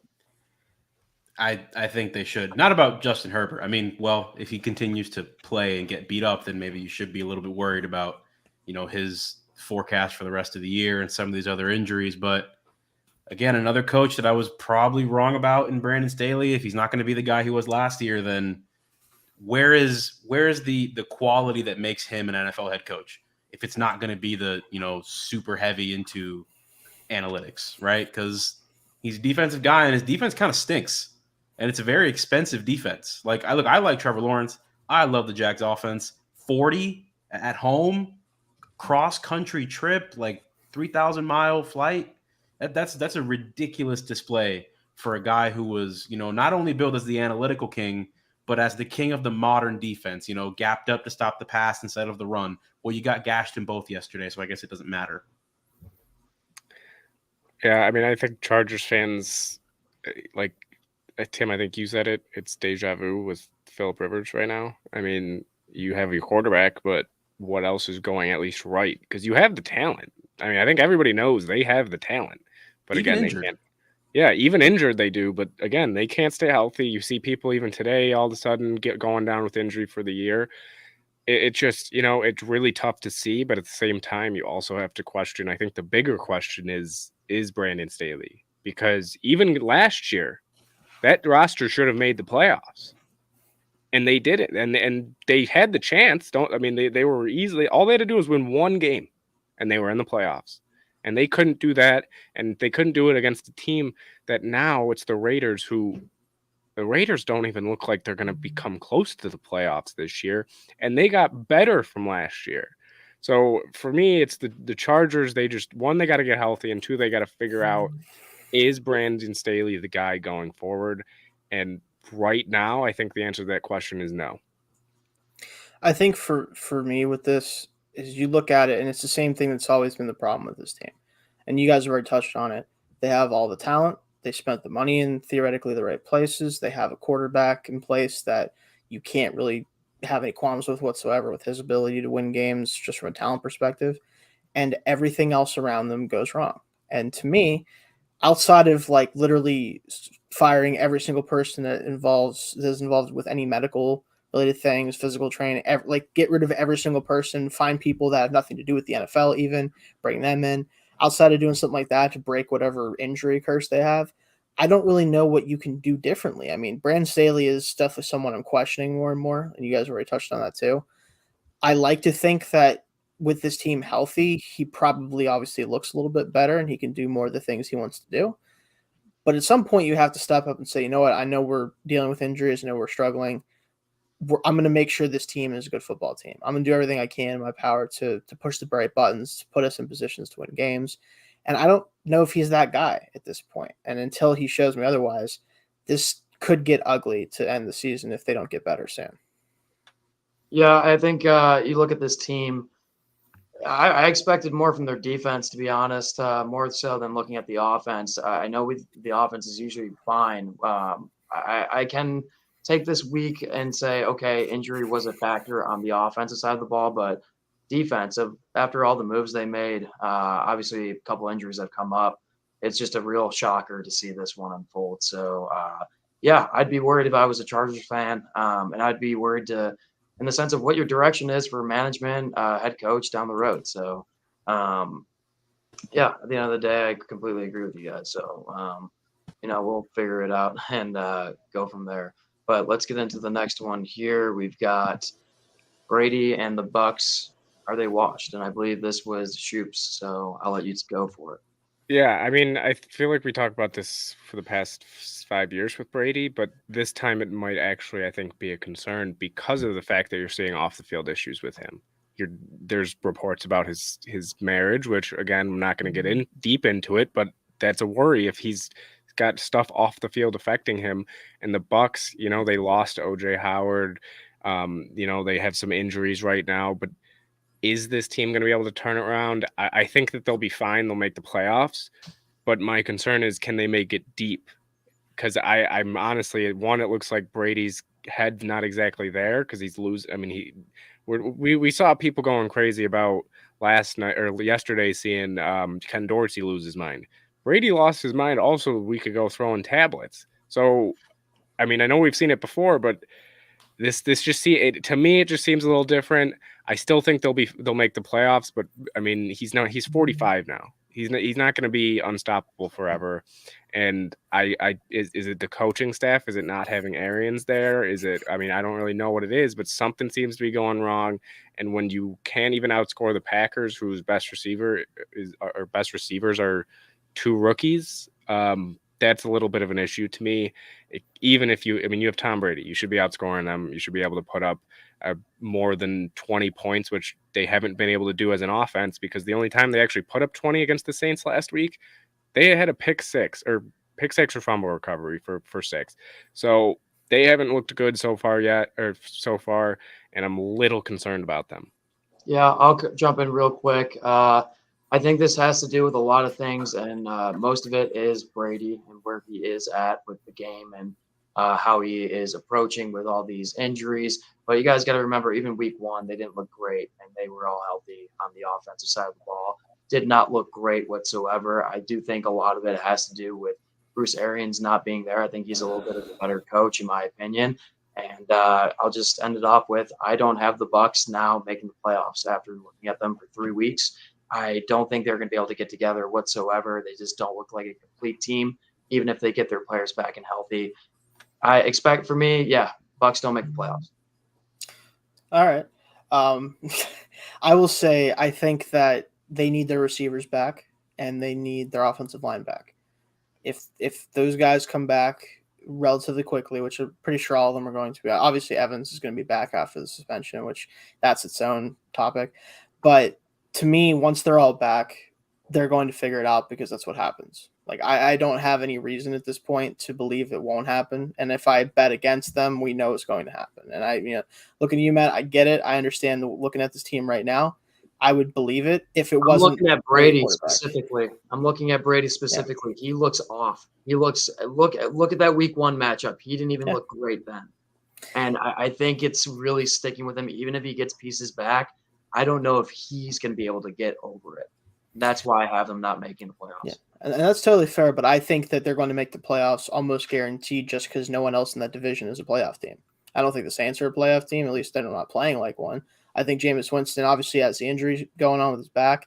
He's not a high-level quarterback. He just isn't at this point. I don't think the rest of the team defensively even, they can do a lot on defense. They can win games that way.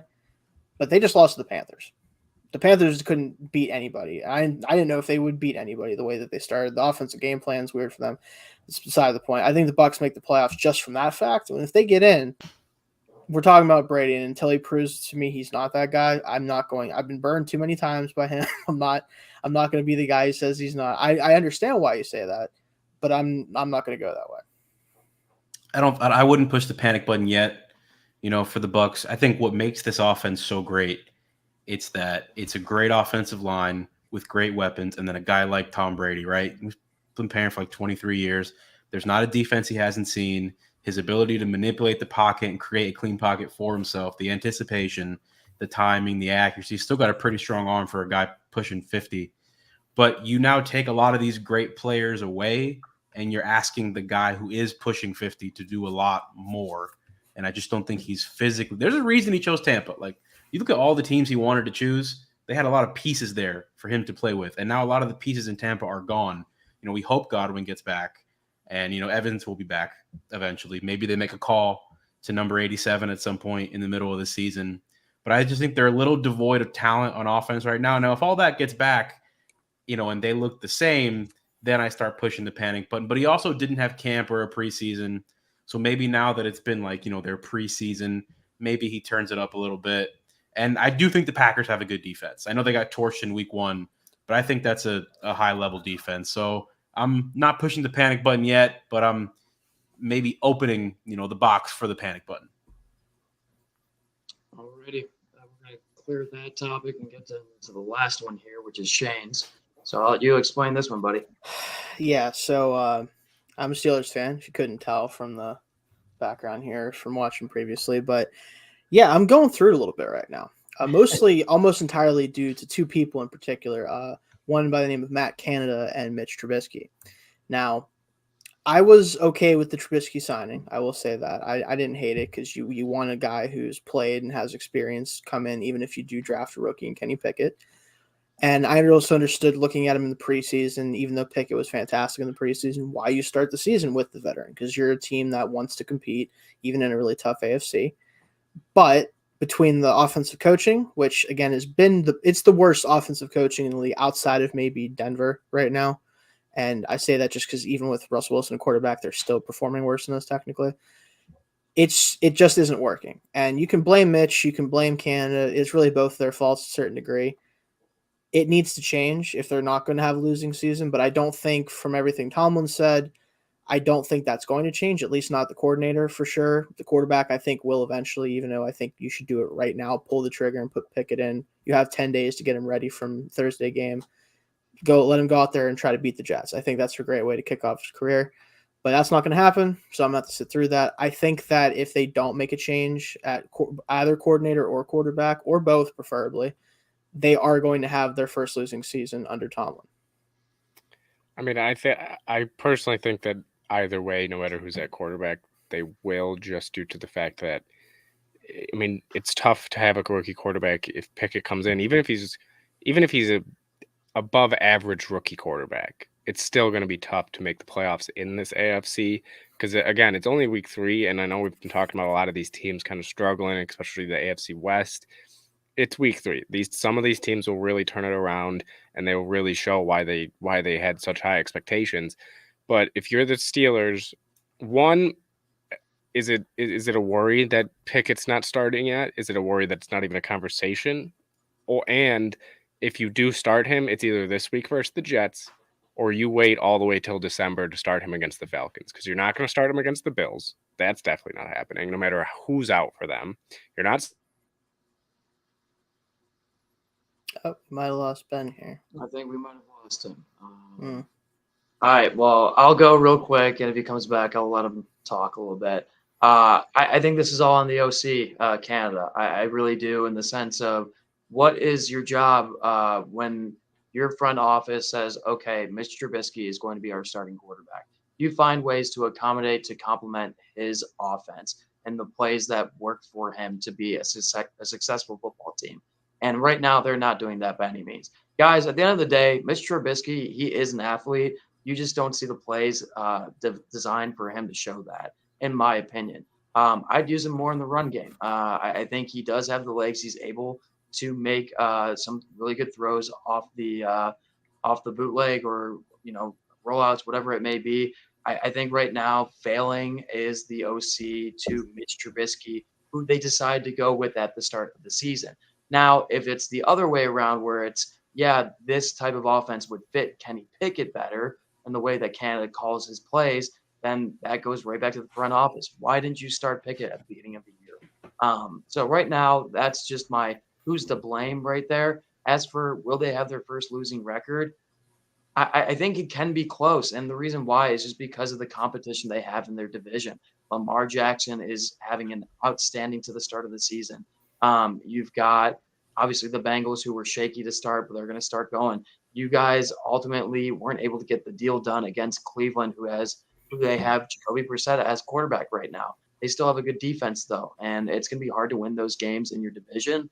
And if you can't get those wins, the schedule better be light the rest of the way. If not, it's going to be a real struggle to get to over it's not 500 anymore, but into a winning season. And I'm not saying that they can't do it, but right now it doesn't look too good. I think the Steelers might be cooked, but they do have Mike Tomlin, and I ultimately trust Mike Tomlin to figure out what's right, even if it is continuing to sit Kenny Pickett. Sometimes when you have a situation like Steelers, their offensive line is not very good, right? They've got Mitchell Trubisky at quarterback, and the alternative is a rookie, right? Their weapons are nice. I like their weapons. Like, I don't think it's a bad weaponry at all. I think you have to find something that works. You have to find something to keep your head above water on offense, a way to play. It's not going to be sustainable, and it's not going to be efficient, but it's something that wins football games. I had to watch this last year with the Dolphins, had to run an RPO every play, and then, first down and second down were a short pass because they couldn't drop back on third and long because they couldn't block anybody.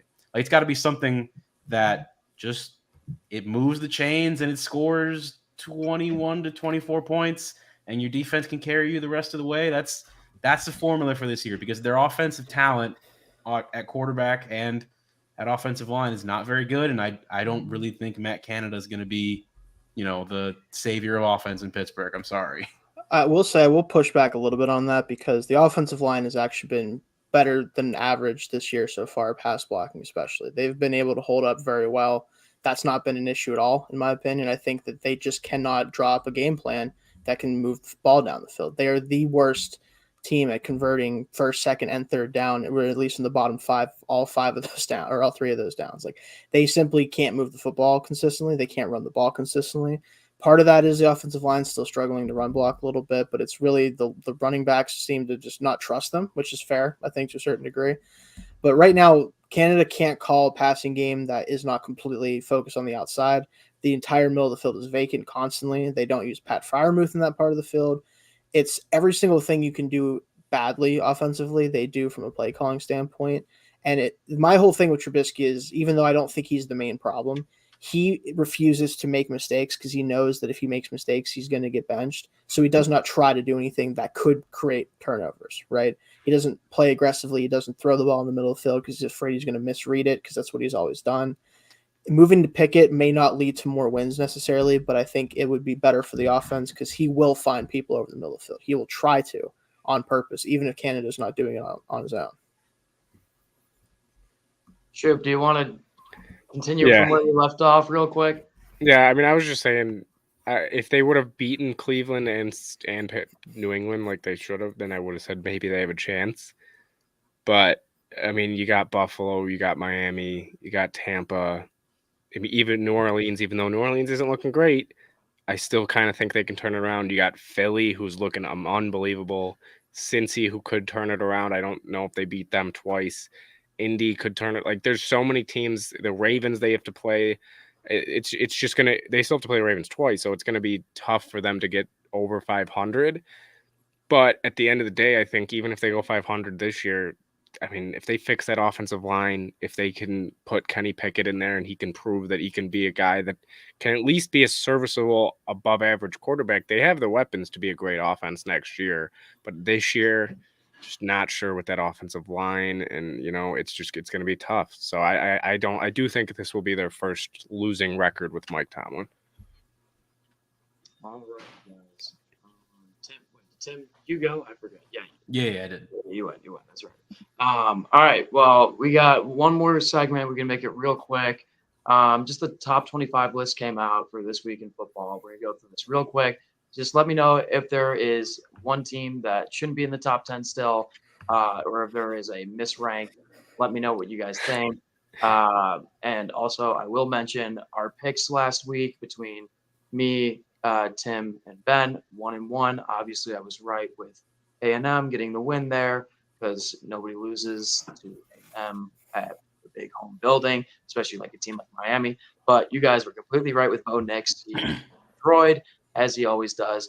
But looking at this list here, obviously there's some teams you got to look at and just be like, okay, do they deserve to be in these types of situations? We got a bunch of top 25 matchup games this upcoming week. Should be really interesting. What's eye-catching at this board here?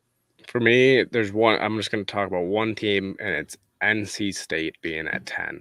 I don't understand it. And they're going to get blown out this weekend, and they will fall drastically. So that's one. I mean, there's obviously other teams that I think are a little too high, a little too low, but that's for me the number one that kind of stands out to me is North Carolina State at 10. I would understand if maybe they were, low teens, early 20s, but to have them at 10 is a little crazy to me. For me, it's the Kansas Jayhawks. Where are the Kansas Jayhawks? Where is Kansas? Where are they? Rank Kansas, you cowards. Look, you want me to read their schedule, guys? Look, they played their cupcake school, Tennessee Tech, 56-10. They took care of business. They played against West Virginia. They put 55 points on them. They played against Houston, who, by the way, started the season ranked, and they put 48 on them. And then they played Duke, who I know Duke's not a good program, but Mike Elko went in there, and they started 3-0, and they beat Duke too. What else does Kansas have to do? you have Pitt ranked, and Pitt hasn't done anything overly impressive to me. Yeah, I think right now a lot of this is still early on in the first rankings they give at the beginning of the year. We're still not through that wash yet cycle. I think it takes at least 2 more weeks to have the true talent shown out. I think they'll be able to get into the top 25 after a couple more games. And also right now, it's just based up on matchups and some of these other teams that are slowly building up onto the block here and teams falling out. So it's really interesting to look at. I mean, to me right now, I gotta say, like, shoot, NC State, yeah, that's my one. That's really my head scratcher. I look at a team like Pitt, like you mentioned. They lost to Tennessee at home, but Tennessee's number 8 right now, so I guess that kind of makes somewhat kind of sense for them to remain in the top 25. But other than that, I mean, I'm looking at it right now. Ole Miss. I mean, yeah, but Fraudulent. I mean, who have they we'll beaten? see, Let's be we'll real. see that until they get to their true games. I think they play. That's a They matchup play- this week. They play Kentucky. I think they're honestly. I think it's gonna be closer than people think. I don't think Kentucky should be top 10 at all. I think Kentucky might prove that. I think they should be around 10, maybe just outside the top 10. But I think they're going to prove that Ole Miss can't really hang with Kentucky right now, and I think Kentucky will. I think it could be a 2-3 score game for them. Anybody else got anything on here? I think that USC are fraudulent. I think that they're just like, it's too early in that transition for them. I think Lincoln Riley he's a good coach. Obviously, we know that, good offensive mind. Probably should have got beat by Oregon State, and not that Oregon State's terrible or anything, but don't do that if you're going to be top 6. I think that Tennessee and Kentucky even might have a better case to be at 6 compared to them at this point.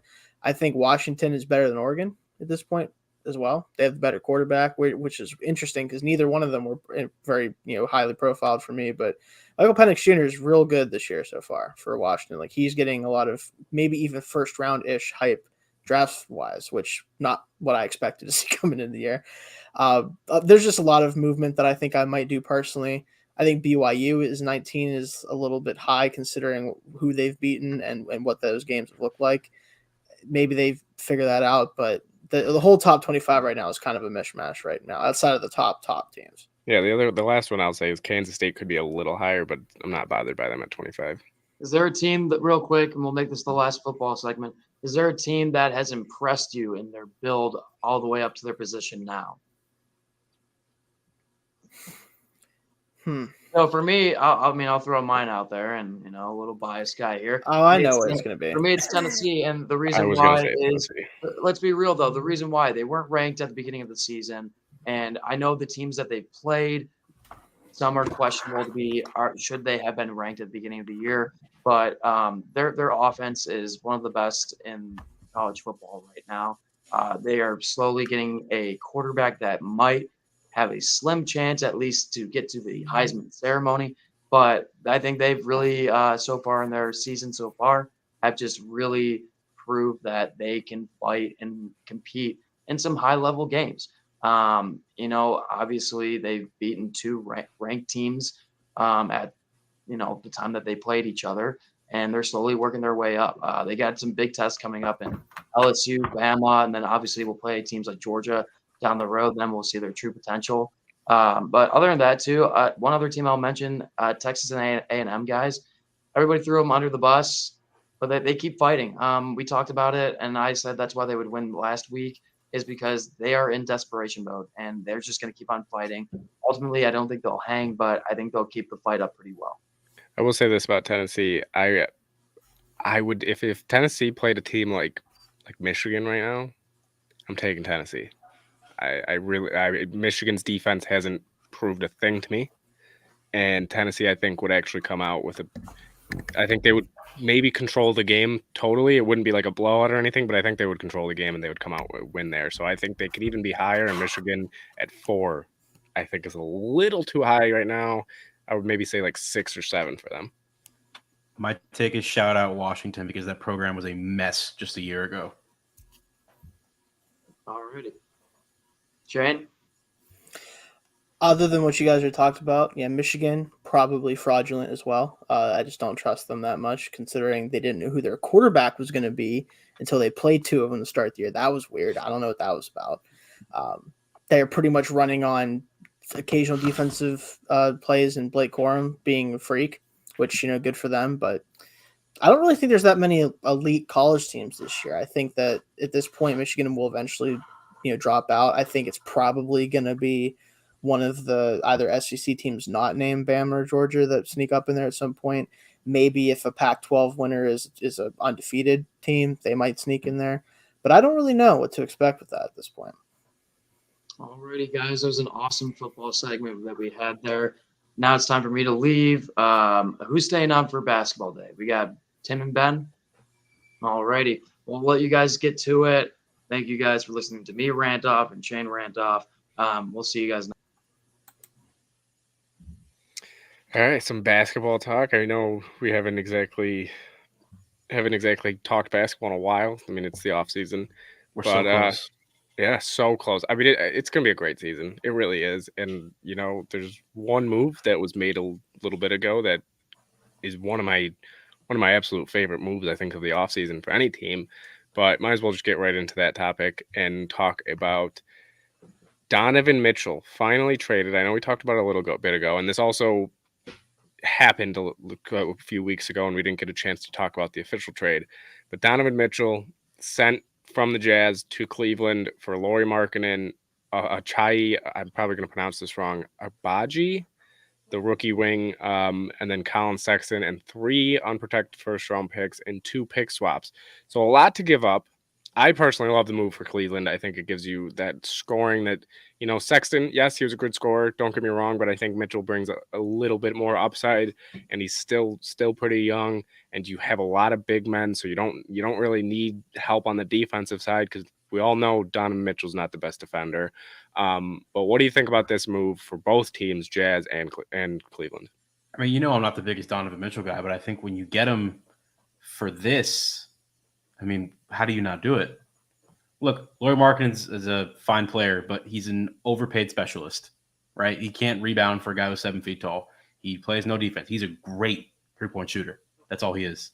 Agbaji, is a 22-year-old rookie, right? Like, he might be part of Utah's long-term plans, but he's only 3 years younger than Donovan Mitchell, and he was drafted 5 years later, right?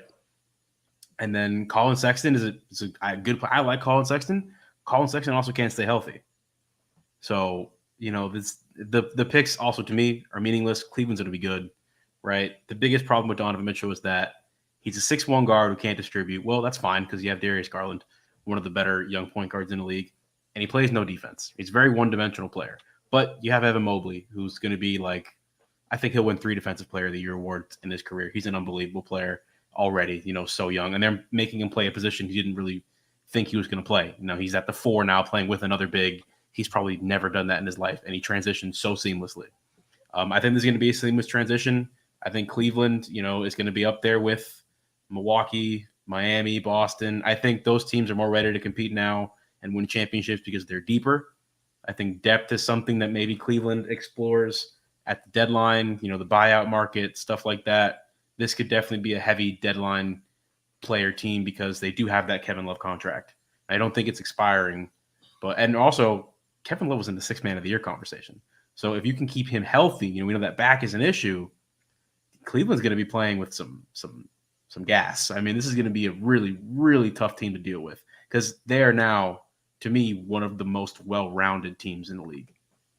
Oh yeah, I mean, I think this could go down as kind of like how people say that Stephon Diggs trade was one of the fairest trades in history. This could be like that. I really think that because I think the Jazz, you get picks, which obviously is the number one thing you're probably wanting right now. Colin Sexton, he's still pretty young. He can still put the ball in the basket, and he can be a guy that you can at least build off of. Markkanen might not, maybe he won't be there for a long time, but that's just kind of a piece to throw in to at least, have a team this year that's going to be decent.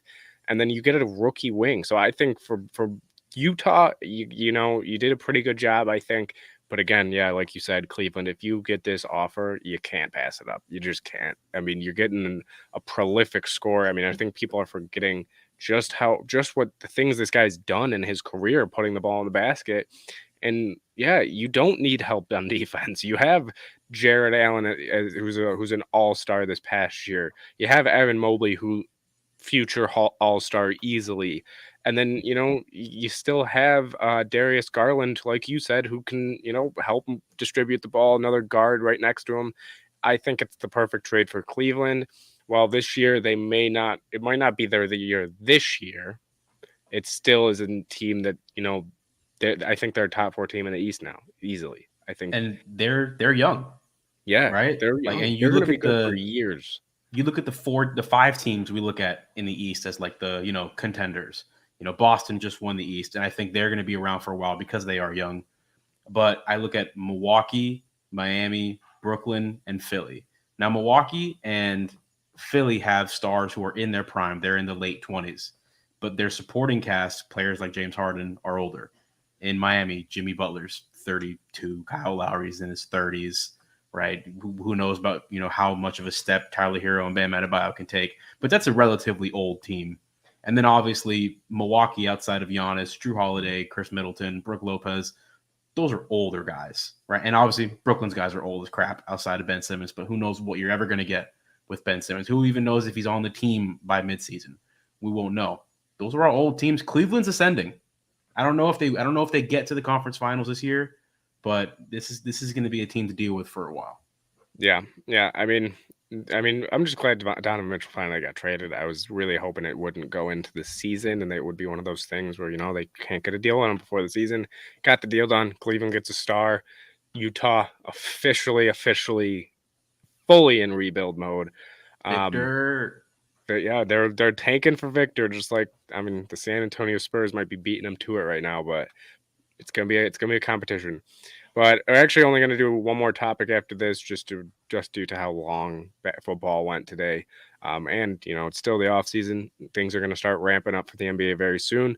But before the season starts, there's always coaches aren't as big of a thing, I think, in basketball as it is in other sports, but it's still important. So we're going to talk about teams that are on the hot seat. One guy, or coaches on the hot seat. One guy in particular, for me at least, that I want to talk about is Doc Rivers. I mean, he obviously got fired from LA after having the Lob City and not really being able to do anything there, not being able to get to the finals. They were one game away, I believe, and before blowing that 3-1 lead. And then, he wasn't able to get the job done there. Now he's in Philly, and expectations are even higher than last year. They got James Harden, they got Tyrese Maxey, they got an MVP candidate in Joel Embiid. So Doc Rivers, he needs to, I think, at least get to the Eastern Conference Finals to save his job this year. What do you think about Doc Rivers and any other coach that you think's on the hot seat? Well, if the expectations Eastern Conference Finals, just give them the walking papers now. They're not getting there. Look, they're a good roster. I like them, but we talked about it during the playoffs. The way they play basketball is not conducive to winning a championship. You can't, free throw your way to the NBA Finals. It's not going to work. Not against Boston, not against Miami, not against Brooklyn, not against Milwaukee. Because guess what? All those teams can shoot just as many free throws as you do, right? Like, it works, on a Thursday night on TNT, but it's not going to work in April, right? They still aren't very good defensively. They give up a lot of open threes. The only reason they won any games against Miami in the playoffs is Miami didn't hit them. The only one hitting anything was Jimmy Butler those 2 games in Philly. They didn't look very good against Toronto, even when Embiid, pre-orbital fracture. Toronto is just, they're literal children. Scotty Barnes and all them, they're super young. And Scotty Barnes wasn't even playing for half that series. And we know how Toronto plays. Everyone averages 15 points. No one averages 20. It's not going to win in the playoffs. I think Doc Rivers is, I don't want to say he's done as an NBA head coach because his name is Doc Rivers. He has a championship ring, and he, coached in Boston, coached in LA, coached in Philly. Big markets love this guy. He maybe gets one more shot. I'm not giving Doc Rivers a shot anywhere. No. But, maybe a struggle. If someone trusts him with a rebuild, something else I would not at any point do.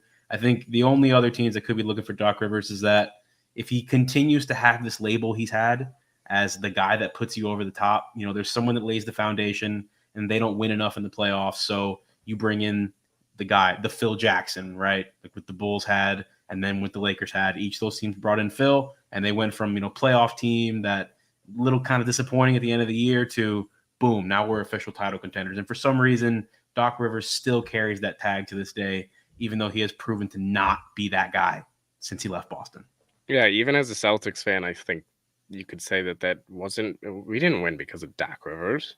We won it because of Kevin Garnett, Paul Pierce, Ray Allen, Rajon Rondo. Like you could go down that roster. That was a good roster, and that still probably wasn't even the best roster in the league. But we had all four of those guys, or at least three of the four of those guys, have in common is they are dogs. They're gonna bring it, man. Like KG is a scary guy. He is one of those guys where he's going to bring it every night and he's going to prove it to you. So like even then people weren't sold on him. I think years after that, that's the reason that he got fired in Boston or left Boston.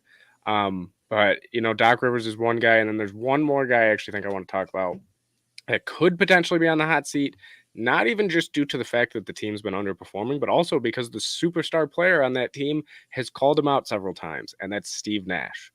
I mean, it's even though KD was the one that I'm pretty sure wanted him, now he's saying get him out of here, but they're not going to get rid of him. What do you think? What do you think Steve Nash has to do in order to keep his job this year? Win a championship. I think they're ready to move on from him now. I think if they have a slow, first 30, 35 games, they could be looking at moving on from him. Look, this was never going to work. Right, this was a team that needed someone like a Doc Rivers, right? The established coach who knows how to win, knows how to look. Half of the job in the NBA, if you're a contending team, is dealing with superstar personalities, right? Mm-hmm. Everyone's got to deal with it.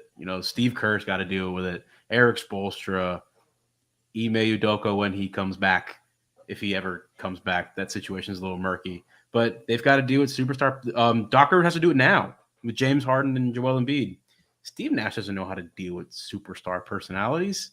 He's one of the most low-maintenance superstars of all time. It was just, hey, Phoenix, we're going to score a lot of points. We're going to lose in the playoffs. And then, boom, we're like low-tier San Antonio.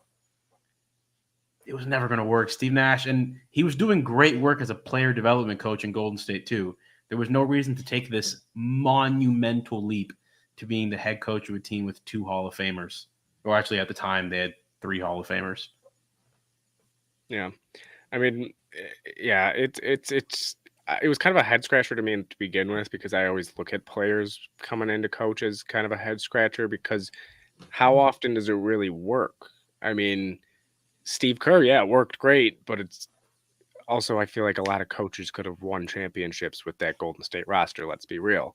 So, I mean, coaching in the NBA is always one of those tougher things. I feel like, like I said, it's not like the NFL where coaches are very, very, very important. You've seen many, I mean, LeBron's went through 2 coaches in a year and still won the NBA Finals. So, like, you see that happen. Coaches aren't as big, and they feel like they have a little bit of a shorter leash. I mean, there are other coaches that are on the hot seat. I just think those are the top 2, and we were going to talk about those top 2. But, I mean, not much even going on in the NBA world. We'll probably get into the Ime Udoka stuff next week once things become more official. I know that they did say, he is suspended, but we don't know officially if he's going to be back next year. Maybe we'll have a little bit more information next week. But, I mean, it was a short basketball segment. I think we only actually went for about 10-15 minutes. So, Tim, any last words for NBA-wise or just in general? Shout out to Udonis Haslem for starting his 20th NBA season, doing his 20th media day today. Yeah, any Heat fans, by the way, if you ever want to check out YouTuber, it's I'm Click. He just did it. He does like re-simulations of their careers on 2K. He just did Udonis Haslem with 99 potential, so it is a good video. I think you should check it out. But yeah, that's gonna do it for us. We'll see you guys next week, and as always, for me, go Bills.